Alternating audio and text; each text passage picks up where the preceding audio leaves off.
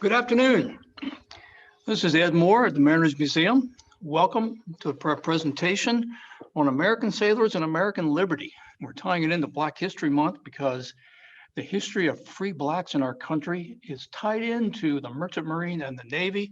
They are inseparable. And it's a history that a lot of people who are just born in this century don't know about. It's fascinating. I'm a retired journalist and sports editor and sports columnist, and I did my graduate work at ODU in military strategy and policy. I serve as volunteer here at the museum. Glad you could join us. Let's get started. American sailors, American liberty.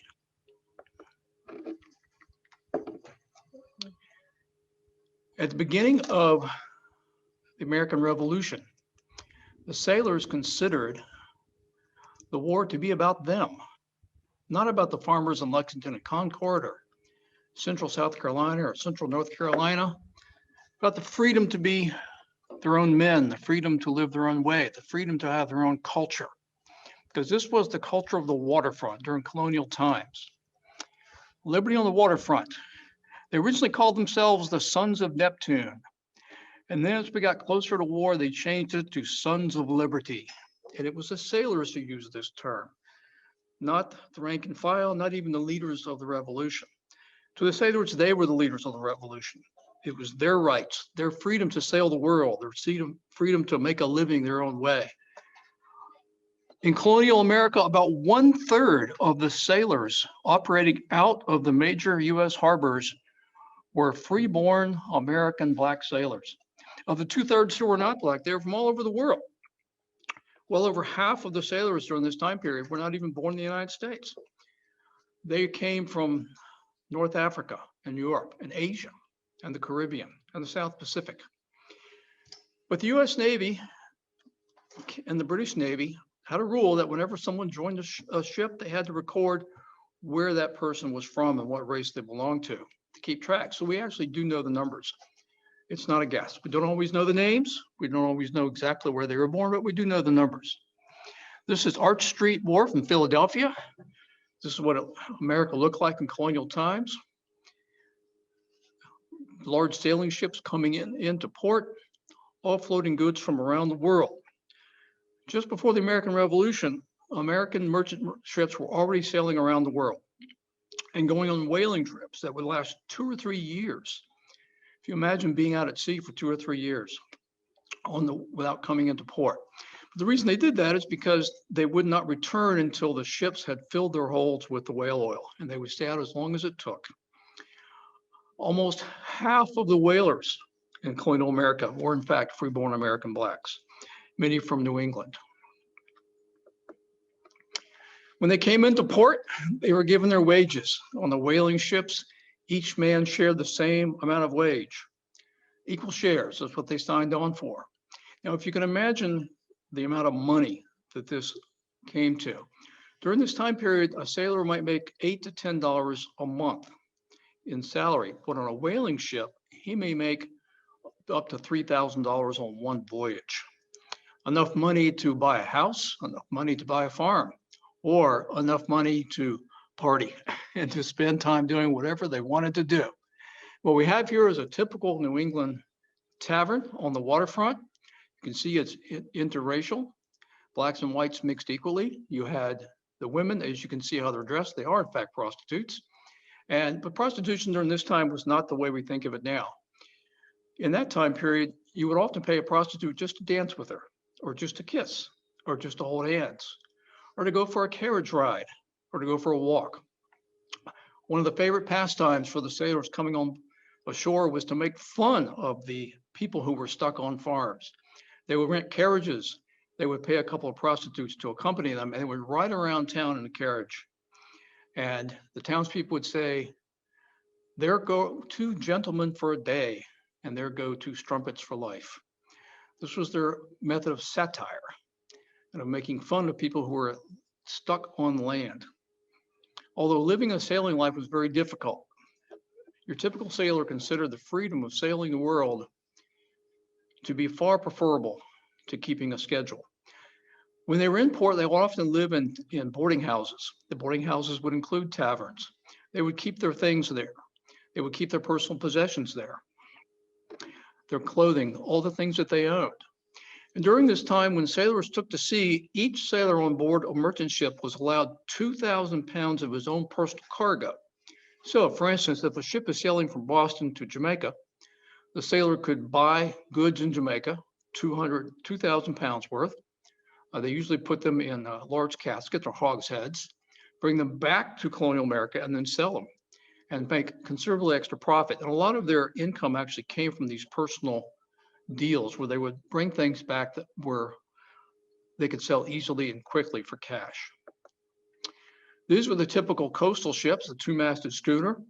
Most of the sailors who were employed at this time in the merchant marine were on these schooners. They were not sailing around the world on large ocean-going ships. They were going up and down the coast from Boston to the Caribbean and into the Gulf of Mexico and all the Caribbean islands. Some of these ships were manned entirely by black crews. Some of those crews were actually slaves. Some were freeborn. On some ships, freeborn and slaves would mix together. This was considered a major problem in the South because Southern governments considered freeborn blacks having access to slaves and telling them what freedom was like was very bad for the future of their business.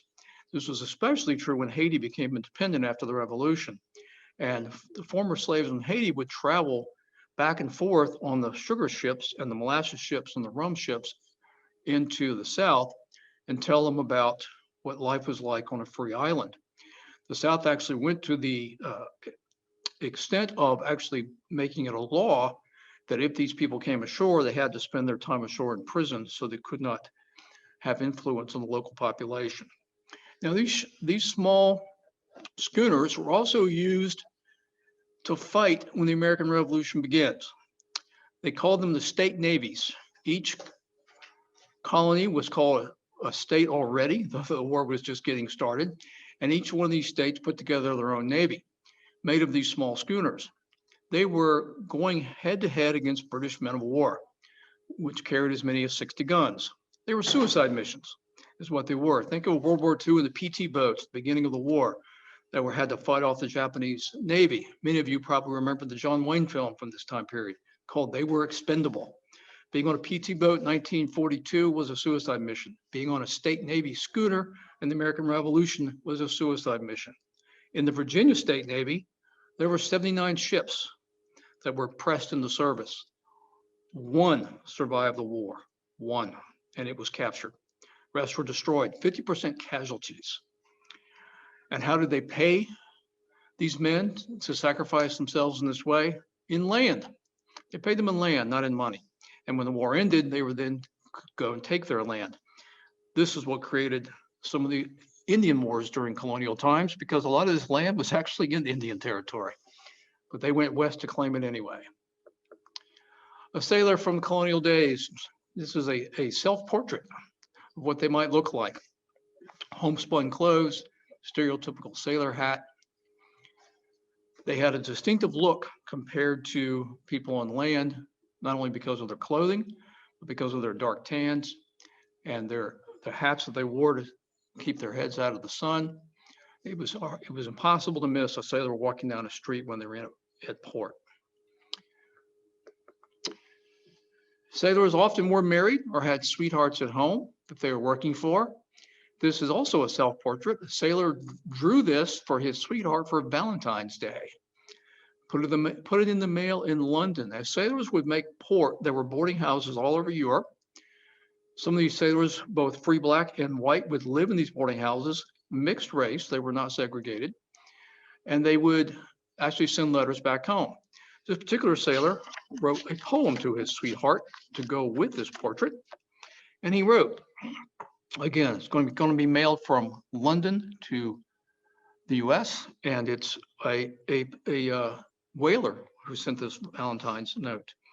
When I'm far away and landsmen spread their wily snares, heed not what these flatterers say, but think on him whom the ocean bears, on one whom when the furious blast tears up and whitens over the sea, high on the yard's quivering mast, oft heaves a sigh and think on thee. When gay term sparks around thee swarm like hummingbirds round some sweet flower, and praise with pertness every charm and oft confess their witty power. Say, wilt thou then forget that youth who scorns all flattery, that youthful boils midst torrid heat, in spite of perils sized for thee. He entitled it When I'm Far Away. Sailors had this kind of education? Well, yes, they did. A lot of wealthy men from wealthy backgrounds, such as Herman Melville, who wrote Moby Dick, which is based on a true story, on a whaling ship called the Essex, and Richard Henry Dana, who wrote the book about life in the forecastle. Life Before the Mast is the name of his book. It's autobiographical. Rich men would sometimes go to sea for an adventure. There was a lot of downtime on a sailing ship, and a lot of these educated men would teach sailors how to read and write. There were actually classes to learn how to read and write. So many sailors became very proficient readers and writers during their time at sea. The image that we might think of them as just fighting against the elements at all times and barely being able to even speak to people, let alone write, of course to us from movies, not from reality. As they sailed around the world, bringing back their oil. This is an 1826 newspaper. I had to buy oil. What was oil used for? Primarily for lighting and for street lights and to light people's homes. It was put in lamps.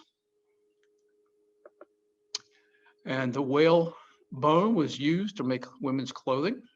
There also is a advertisement in the newspaper. This is for a French style dress. As we in the book Moby Dick, you could die catching whales because sometimes the whales would fight back. And there were actually quite a few whalers who died capturing whales, not just the Essex, but many others. You would harpoon the whales from these longboats. You would get out of the main ship into these longboats, harpoon the whales, and then capture them. Now, it's an interesting part of our story that many of the harpoonists, which was the most important job on these longboats, were in fact filled by free Black Americans and by free Blacks from Africa and from the Middle East. They were the best at this type of work. They were the most experienced. They were the best trained. So they were often put in charge of these boats. Again, a whale killing the men who were trying to kill it. Very dangerous work. Here's an example of harpoonists in the whaling boat going after the whale. Some of these whaling ships would sail completely around the world on one of their quests, and again, be out at sea for as many as 3 years at a time. And the sailors would also sail into shore on these longboats, and these boats were primarily done by pilots, and the pilots were a mixture of free Black Americans and slaves and white people who grew up in the swamps and on the coast. These piloting jobs paid very, very well. They were the highest paid members of ships and of coastal operations. Again, during a time period when a sailor might be paid up to $12 a month, these pilots may make $1,000 or $1,500 a year, more like $100 a month. Many of these pilots were free Blacks who served in the navies in the Revolutionary War and the War of 1812 and the Civil War. Some of them became quite rich, and if you could imagine making 100 times the average salary, or 10 times the average salary, how much buying power that gives you. And so they were often very important people in their communities. Life in the forecastle. The Sons of Liberty, as they called themselves, their favorite thing to do was fight. They fought for fun, they fought for entertainment, they fought for pay, they would be hired to fight, and these sailors, especially whalers, white and Black alike, were the best at harassing the British in the time period up until the actual Revolutionary War begins. Crispus Attucks was the first man to die in the American Revolution. He was a free Black man from Boston. He had just come into Boston from a whaler. The whaler was actually still in the harbor when he died, and he was scheduled to leave for the trip to North Carolina. He actually led the attack along with a group of other sailors on the magistrates from the British Navy and the British government in Boston. And the Boston Massacre in 1770, March of 1770, was the event that really began the American Revolution, when the British started fighting back. it was common practice for these riots to be fought in all through the colonies as a precursor to the revolution. These riots and bonfires in the 1760s alone were fought in Falmouth, Boston, Salem, Gloucester, Newburyport, Marblehead, Newport, Providence, New Haven, New London, New York, Philadelphia, Annapolis, Wilmington, New Bern, Charleston, and Norfolk. And they would often tar and feather the British magistrates at the end of these riots. What happened with the Boston Massacre is at this time, the British fought back and started shooting. And this in particular begins the cry for freedom. The sons of Neptune become the sons of liberty, and the American Revolution actually begins on the waterfront with the death of Crispus Attucks. These and the anti-impressment riots against the British and the British way. During the Revolutionary War and the War of 1812, both free blacks and free whites believed with all of their heart that these wars were all about their freedom, the freedom of the sailors, not the freedom of the people in the interior. Came from a very, very different perspectives. And one reason they came from different perspectives is, unlike the people in the interior, they were being captured and imprisoned, including being imprisoned in Europe. Here is yet another fight on board ship for control during War of 1812. An American naval officer during the American Revolution, which brings us to the prisons. This is a very important part of our story. During the American Revolution, the British set up prisons on ships in the harbors. The people they captured were not infantry, they were sailors being caught on American ships, both merchant ships and warships. And these also included French sailors on merchant ships and warships, and even Spanish. They would be imprisoned on these ships that were sitting in New York Harbor and Philadelphia and Boston. 10,000 of them died on these ships. On one notorious ship in New York, they averaged 12 deaths per day. They mostly starved to death and died of disease, dysentery, and lack of water. They could actually, many of them, look out of the portholes and see their house, or see the boarding house they lived in, or see the businesses that they used. They died within sight of home. And this was part of the American Revolution, that the sailors, again, considered it, this is about us. During the War of 1812, the British then moved these prisons to England itself. In 1806, the British built a prison in Dartmoor. It was completed in 1809. It was to house the French prisoners during the Napoleonic Wars. And as many as 6,000 French sailors were imprisoned there. The Napoleonic Wars end in 1809. The French were sent home. In the War of 1812, Dartmoor Prison, which is 17 miles north of Plymouth, southwestern England, about 160 miles southwest of London, becomes the notorious War of 1812 prison. In this prison, there were approximately 5,000 white prisoners and 1,174 free black prisoners who were taken during the War of 1812. The British kept very accurate records, since we not only know how many, we know who were in the notorious prison of Dartmoor. Dartmoor, by the way, is still open. It's the British government is planning on closing it in 2023, but it's still a prison. So they put the prisoners in here during the War of 1812, and the British in England, segregation was still practiced, although slavery had been outlawed by this time. So the British separated the white and the black prisoners, and they put these 1,174 black prisoners in the center of the prison, surrounded by the 5,000 white. The black prisoners elected their own king. His name was Richard Crafts. He was a very strong and intelligent man, 6'3", when the average height was 5'6". And he was a very important man in Boston for another 30 years after the War of 1812 ends. So the free black prisoners in Dartmoor prisons created their own culture and their own system of government. And the whites went to them to actually learn and enjoy, and would actually pay for the enjoyment of intermingling and learning. And what do they go to visit for? to learn how to dance. The black prisoners gave the white prisoners dancing lessons, boxing lessons, fencing lessons, reading and writing lessons, preaching, wrestling, church services, and plays, in particular Shakespeare.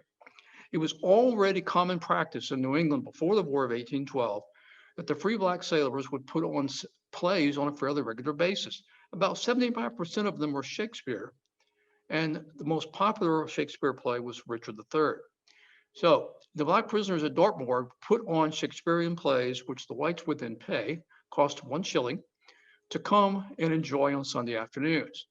The British soldiers kept a rigid schedule for 6 days a week, but on the 7th day, the prisoners were allowed to do whatever they wanted. So they would actually visit the black part of the prison, which was prison number 4, for, again, dancing lessons and to watch theater. And this is, again, evidence that these free black men who were in the sailing industry knew how to read and write, and many of their white counterparts also did, but many of the foreigners did not because their English was not their first language. And so the British government, who would impress and imprison these people, would again mix them based on that, but they would mix the white foreigners in with the white Americans. Now, part of our story also is that when the War of 1812 ends in 1814, the British government didn't send them home. They kept them in prison. They weren't quite sure what to do with them. And so there became riots, there became deaths, the British opening fire on them because they were in there for another 6 months after the war ended before they were finally allowed to go home, which is interesting. And they were there in part because they volunteered to be in prison because they had been impressed. The beginning of impressment, which the sailors consider the real reason for the War of 1812, actually began in 1807. And the first impressment was right here on the Virginia Capes, right here in Hampton Roads. And 2 of the 4 American sailors who were impressed were free black men. The British impressed more than 10,000 American sailors during the time leading up to the War of 1812 and the actual War of 1812. They gave each of these men, however, the choice. You can fight on our side or you can be imprisoned. On the white side, about 1/3 of the sailors that were impressed chose to fight. 2/3 chose prison. A man named John Blatchford, in fact, was captured 12 times, and he served in the American, British, Dutch, Spanish, and French navies during those 12 times. But about 80% of the free black men chose to be in prison rather than fight for the British Navy. And the reason they did so was they were trying to impress on their white counterparts that they were, in fact, a major part of American culture, of what American culture hoped to be, strived to be, planned to be, and that they had an equal stake. And they did not want to be seen in any way as favoring the British position. So they voluntarily chose to be in prison rather than to fight. Part of our culture also is, during this time of sailing, is the grog culture. And we're going to get to that next. Here is Yorktown in 1754, drawn by a British naval officer. Yorktown is a sleepy community now. During the American Revolution and the War of 1812, it was one of the most important ports in North America, largely because you can guess what went out of here: tobacco. Yorktown in 1781, during the time of Cornwallis. You can see why Cornwallis marched here. Cornwallis originally went to Norfolk. He realized quickly that Norfolk was indefensible and he could not stay there. So he marched to Yorktown because Norfolk is indefensible when a Navy arrives. Norfolk changed hands multiple times during the American Revolution and the War of 1812 and Civil War because it's indefensible, as most of these low-lying coastal cities are, like Mobile and New Orleans. As an aside, during the American Revolution and during the War of 1812, the British Navy could have sailed into these ports at any time and opened fire and leveled them to the ground because the Americans had no defense against a British man of war. So why didn't they? Because the British government wouldn't let them. The British government said, we need them. Whether we win the war or lose the war, we need the colonies and the Americans and the United States as a primary trading partner for trade and for shipbuilding and for ports. So the British admirals who asked to level New York and Boston and Philadelphia into kindling were not allowed to do so. You can see from this painting, there's no way an American military operation could stop these British ships from just leveling in place. The American Sailor War, this was about impressment, as I mentioned. This was written during the War of 1812. The American prisoners in Dartmoor prison and in other prisons would sing this song to their captors. I will not sing for you this entire song, but I would like to read to you a couple of verses. This is what they would sing to the Brits. What woes can man on man inflict when malice joins with unchecked power? Such woes, unpitied and unknown, for many a month the sailor bore. Oft gemmed his eye the bursting tear, as memory lingered on past joy. As oft they flung the cruel jeer, and damned the chicken-livered boy. As the War of 1812 ends, the middle class in the United States decided they needed to reform these free-living people who had their own life overseas. A popular song during this time the sailors would sing was about their freedom. Here's what they would sing. I have a spanking wife at Portsmouth gates, a pygmy at Goree, an orange tawny up the straits, a black at St. Lucie. Thus, whatever course we bend, we lead a jovial life. At every mess, we find a friend, at every port a wife. Some of these men did, in fact, have multiple wives in multiple locations in multiple countries. This is a Bethel ship. The Bethel ships were, Bethel means peace, flying the Bethel ship flag, trying to reform the sailors and reform colonial and in post-colonial America. The sailors wanted absolute freedom. The middle class considered that a threat and tried to reform them through religion, in particular through Methodism. A Bethel ship, this is a church service that you're watching. Lady Seamen's Friends Society, the rich women decided that what they needed to do is reform the sailors. That they had plenty of time on their hands because they were full-time homemakers, and they led the Reformation, just as they would later do with women's suffrage and with outlawing alcohol. It's often the wealthy women who are leading the way. That would be true also during the time between the War of 1812 and the Civil War. Many of the abolitionists were women who were very, very wealthy and had the money to influence politicians and influence the culture around them. Lady Seamen's Friends Society. But the sailors, again, viewed themselves this way. The man on the left is drinking his grog. Other two are walking along and smoking. Their grog was very important to them. Their grog was part of their daily pay. Grog is a mixture of rum and water. And on the sailing ships, each man would get in line and get his ration of grog, and each man would share the same ladle and the same cup. So each man drank out of the same cup. The black and white sailors would share this cup. They would also share a mess. Now, what a mess was the 6 people that you ate with every day. Your mess ate together, slept together. You worked together as a group. The men in the mess would be on the same jobs on the crew. And these messes were also mixed race during this time. And this was considered in their minds what freedom was all about. And they did love their grog. There's a song that they would sing. For grog is our starboard, our larboard, our mainmast, our mizzen, our log. At sea or ashore when harbored, the mariner's compass is grog. They love their rum.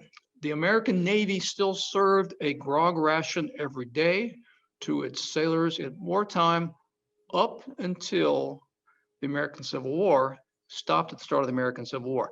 The British Navy, however, continued providing the grog ration until 1967. Daily grog for all the sailors on their warships. In 1967, they finally realized we are serving grog to men who are at active duty who have access to nuclear weapons. This might not be a good idea. So we're going to stop. If you're ever in the British Caribbean, the official British Navy rum is called Prussers, and it's very, very good. I recommend it highly. It's also very expensive. But the Prussers rum was the official Navy rum for hundreds of years and had the exclusive contract.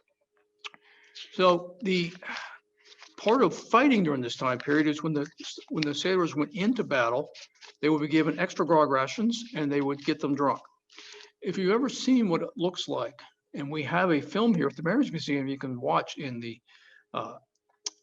Monitor Center when we reopen, there is actually a film that shows what it looks like when a cannonball goes through a wooden warship.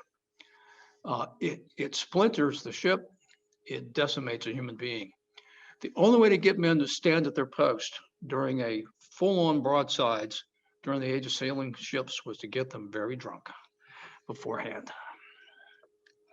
And here is their view of themselves. This is Scrimshaw. This piece of Scrimshaw says, free trade, sailors' rights. Free trade, sailors' rights. And notice what their Jack Tar symbols are on this Scrimshaw. Grog and the eagle.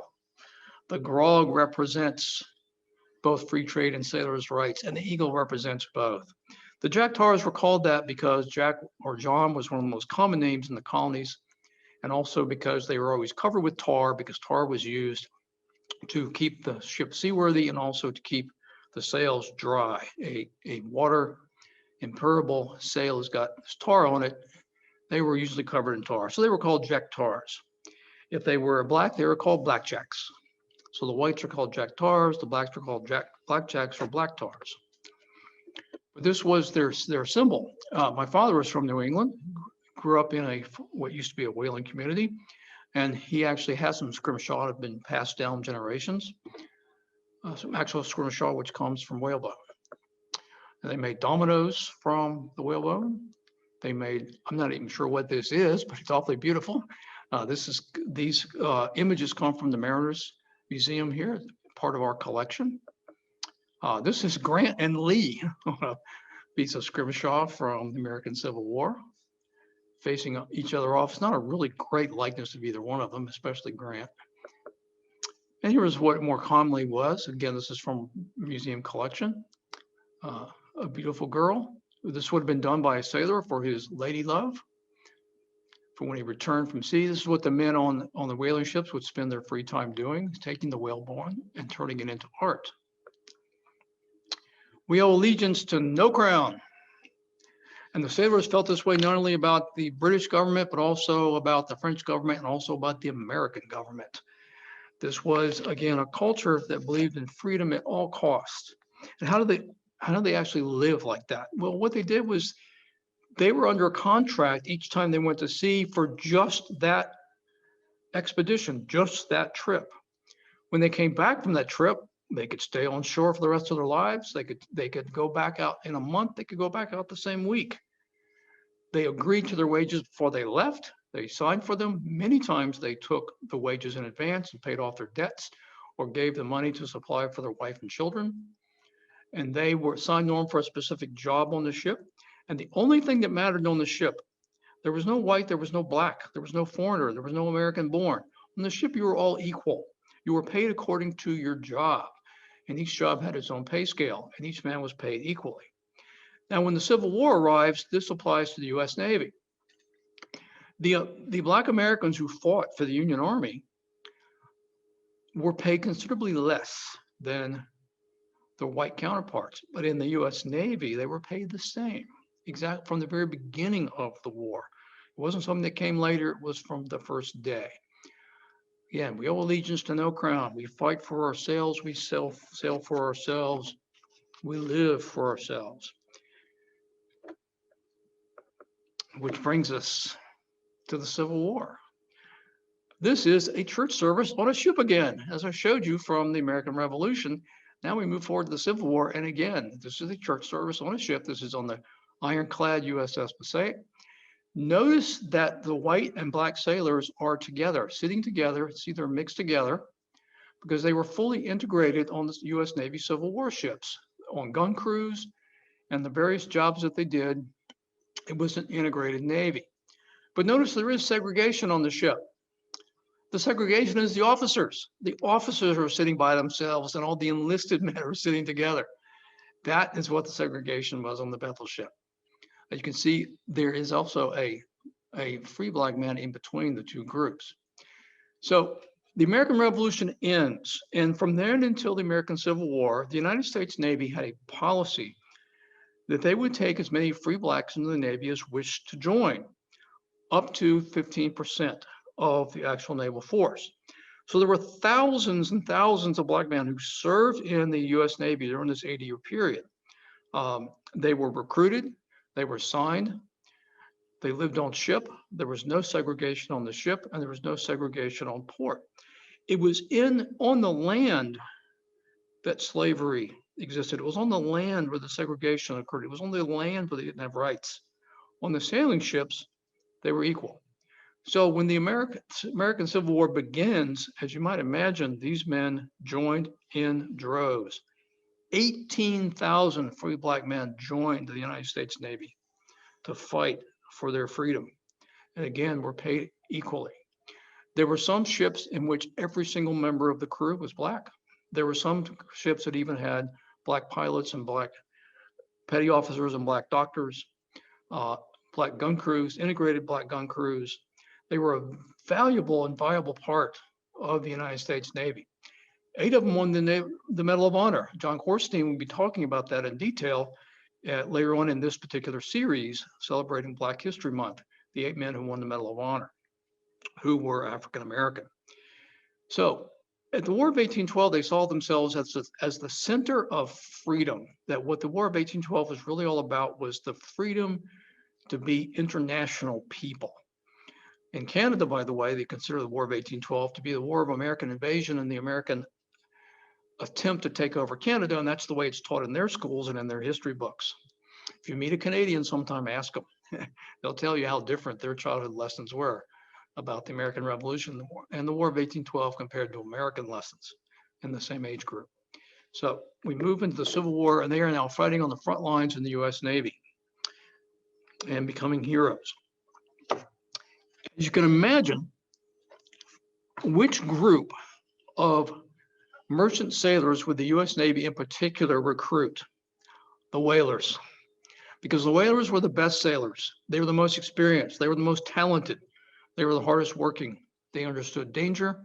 They understood how difficult it was to be at sea.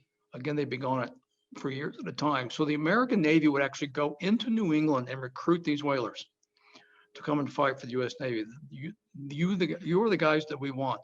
And they made no distinction between white and black. And so during this time period, we can actually break down where they came from by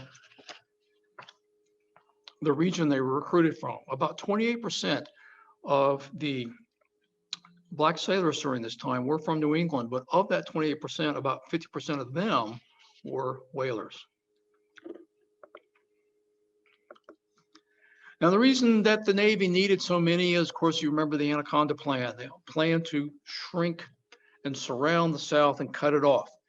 When the American Civil War begins, the Navy has less than 100 ships. By the end of the war, they had more than 700 ships. Those ships had to be manned. President Lincoln and Secretary of the Navy Gideon Welles, when the Civil War begins, they ignore the quotas. The quotas that existed, only 15% of the naval force could be African American. They said, no, we're fighting a war. It doesn't matter how many there are. We need everybody we can get.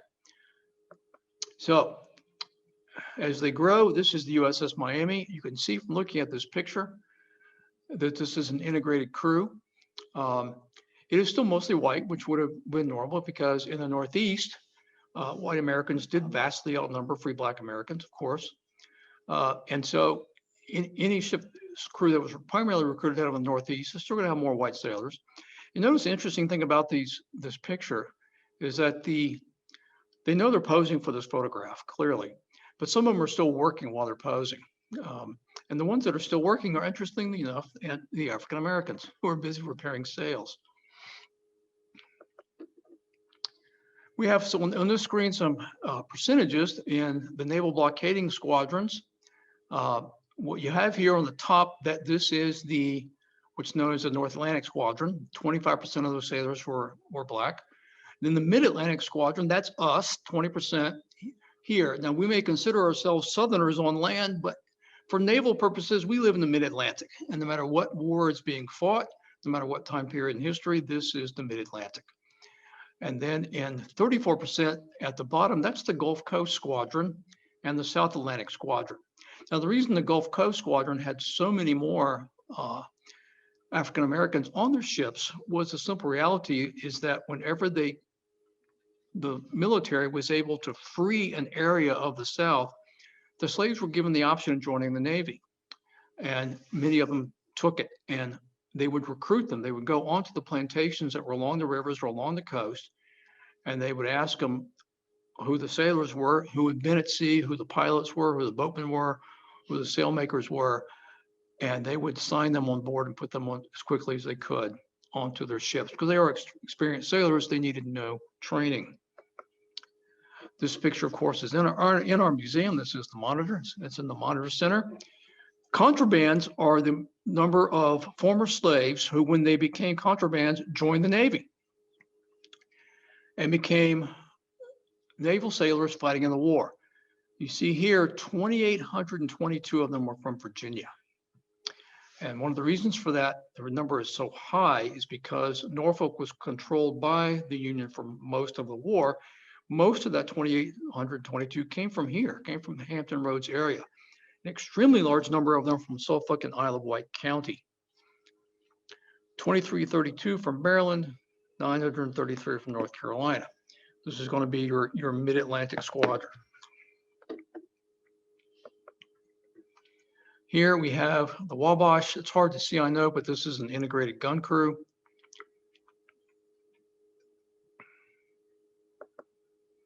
And John is going to talk about your Medal of Honor winners. So I'm going to go back to this. This photograph is one of the best known photographs dealing with the subject that we're talking about here, which is integration of crews. And of course, Mr. Carter was an escaped slave who grabbed a boat and made his way to the Monitor and joined the crew. This actually became very common all throughout the Southeast. Mr. Carter may have been the first, but hardly the last, especially true in South Carolina. Now, if you've been in the swamps of South Carolina or the swamps of the Gulf Coast, in Alabama, Mississippi, Louisiana, you know how difficult it is for ships to get in and out of those places. So the Navy figured out that gentlemen such as Mr. Carter, who knew the area, would be invaluable as shipmates, especially as pilots and working the wheel and actually sailing the ship, especially on the sailing ships, getting in and out of these areas. I have a friend who's a submarine captain, and he says that going into the swamps in Georgia in a submarine is the hardest thing that they do in the Navy on a submarine, because it is so difficult. As we know, living here in the graveyard in the Atlantic, the way the shoals change and the way even a storm can completely change the landscape under the water. Very difficult to deal with. Now, the war ends. So what happens? How can we have 18,000 sailors in the U.S. Navy during the American Civil War? How can we have 1/3 of War of 1812 sailors being free blacks? How can we have 15% of the U.S. Navy between the War of 1812 and the Civil War being free blacks? How did the Navy then become segregated after the war? Well, what happened, of course, is what happened all around the United States. In order for the South to rejoin the Union made a lot of rules and a lot of regulations, and the South agreed to those rules and regulations, but they also demanded their own way. And one of the ways that the Southern states worked themselves back into the Union is they demanded that the Navy be segregated. And so that is what happens. For one of those unwritten agreements that isn't talked about much, but the Navy went from having thousands of free black men in its ranks, heroes of the American Revolution, heroes of the War of 1812, prisoners in the horrible Dartmoor prison, heroes of the American Civil War, winning the Medal of Honor to a segregated Navy that did not become then unsegregated until the late 1940s when President Truman signed an executive order. But during the time period at the founding of our nation, these free sailors, these demanding to have liberty, trade rights, the right to sail, the right to earn a living, the right to join whatever ship they chose, and the right to train to do whatever job that ship required, whether it be a gunner or a sailmaker or a carpenter. Very important part of early American history. The waterfront, the culture of the waterfront, from even before the American Revolution, saw themselves as the true patriots and the true sons of freedom. And again, I don't want to take away from what George Washington and those people were doing on land. But from the sailor's perspective, those people had nothing to do with the war whatsoever, and never did. It was about the freedom to work and the freedom to trade. Questions? You have one? We can take a few minutes. And I'm going to go back to our symbol. We owe allegiance to no crown. Notice the halo being put on the sailor by the angel. And the ship coming out. Also, look at this painting carefully. Notice the chain has been broken at the bottom. And he's been freed. Early American flag. And of course, the flag your ship was carrying, and we don't have time to go into detail here, but the flag you're carrying also determines who's shooting at who all during this time period. John Paul Jones, who's considered the father of the American Navy, would actually sneak into battle flying a false flag. Instead of flying the American flag, he would fly a British flag or a French flag or a Dutch flag, so he could get up close to the British ship and then change his flag and then start firing. So this flag is an important symbol in the world of sailing during this time period in history. An opposing ship could identify who you were from a mile away by the flag that you're flying. So no questions? All right, thank you very much for joining us. Oh, we do have a question.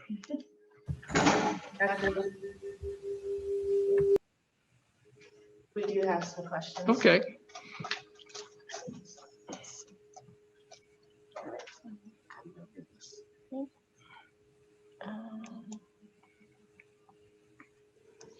Wisteria, if you like, I can read off the questions for you if that makes it a little easier.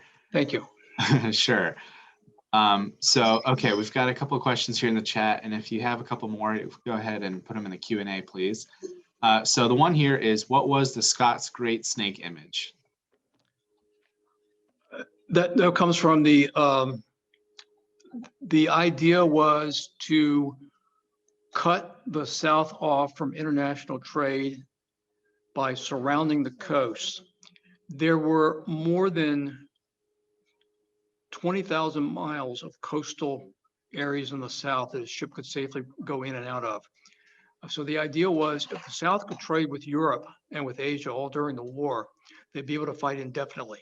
So the idea is if the Union Navy could close off all of the ports and all of the rivers, all the harbors and all the forts, the South could not get the weapons, ammunition, food, clothing that it needed to fight a war indefinitely. It was called the Anaconda Plan. It was the idea of the giant snake squeezing. Now, in order for the Union to do that, they would, of course, have to build a Navy. When the American Civil War starts, the Union only has 42 ships total, the entire Union Navy. 30 of those were overseas, primarily guarding the Mediterranean, because that was where piracy was primarily being done at that time of world history. 12 were in the United States. Of those 12, 4 of them were in dry dock being repaired. So when the war starts, the US Navy only has 8 ships total to try to cut off the South. That, of course, is impossible. They wouldn't even be able to cut off Charleston with just 8 ships. So the idea was to obtain, buy, build, capture, steal so many ships that every single port could be cut off. So that's why they, by the end of the war, had more than 700 ships. At the beginning of the war, there were only 7,600 men even in the United States Navy. But by the end of the war, there were more than 80,000 manning these ships. Now, some of them were very small ironclads. Some of them were supply ships, but most of them were warships in order to cut off. Now, of course, part of that cutting off is they had to take the Mississippi, and that's what David Farragut was doing in the Gulf. That's what Ulysses S. Grant was doing in Vicksburg, is trying to cut off the Mississippi. There were forts and there were ports in the South that the North never lost control of. The South was never able to take or capture. And also getting back to what I said before about a lack of defense, no matter what war you're fighting. If you've been to New Orleans, you know that New Orleans is actually below sea level. If you stand in downtown New Orleans, you can actually see the ships on the river, and they're above you, not below you. The river is actually above downtown. So go back to the American Civil War, and the Union Navy sails into New Orleans with guns loaded and says, surrender or New Orleans ceases to exist. New Orleans chose to surrender. Norfolk chose to surrender. Mobile chose to fight, which is why the Battle of Mobile Bay is one of the most famous naval battles in American history. One of the ironclads that was going ahead of Farragut hit a mine and it sank. 8 African Americans died in that sinking. It sank in only 2 minutes. And that's when David Farragut, who was on the Hartford, and we have pieces of the Hartford here at the museum that you can see. David Farragut made the famous quote, "Damn the torpedoes, full speed ahead." He was referring to the fact that an ironclad just went to the bottom of the bay right in front of him. When that battle was over, the Union Navy captured Franklin Buchanan, admiral for the Southern Navy, for the Confederate Navy. And Farragut came up with the idea, all the Union sailors that have been captured by the South, I need them on ships. I need them on ships now. The government had made it against the rules to exchange sailors. Farragut disobeyed orders, disobeyed Gideon Welles, Secretary of the Navy, and he exchanged Admiral Buchanan for some black Union sailors that he needed on his warships, especially the gunners he needed. Some members of the United States government were furious. President Lincoln said, in defending Farragut for his decision to break the rules and exchange a Confederate admiral for black sailors, the Navy must have its men. Another question? Yeah, we got a couple more here. So this next question is, why are there so few depictions of sailors of color, though they are so much part of the story? First, because the camera didn't exist yet. That's the first reason. Until of course we get to the Civil War.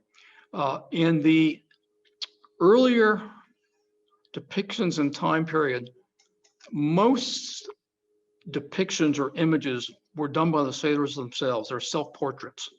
They're self-portraits, and they're self-portraits that they would then mail to their sweethearts. In the African American community, self-portraits were considered to be not masculine, to be kind of a feminine thing, to be a thing that kind of didn't represent freedom. It represented you were still tied down. If you have a sweetheart back at home, you're still tied down. If you have children back at home, you're still tied down. You're not really free. They tend to not do self-portraits like that. So the portraits that do exist that are actually drawings tend to be from warfare and from battles. And there are a few out there. Mostly they're still from the Civil War, some from the War of 1812. But there are a few out there, but not many. There is actually a very famous drawing of Richard Crayfus, who I mentioned before, the king, that I did not include. There was a very, very good book I would recommend. It's called Blackjacks. The book is called Blackjacks, and this book does include some of these people that I'm talking about, drawings of them, including the famous Robert Smalls. Mr. Smalls was an escaped slave who stole a Confederate warship and took it to the Union Navy, became a pilot for the Union Navy, became one of the biggest heroes in African American history. The Robert Smalls Society still exists in South Carolina, in which he's honored. It's a group to train young men and teenage boys how to be leaders. And in fact, the first time that I made this presentation, I actually made it for the Small Society. They were here from Charleston, and that presentation was done at the Roper Theater here.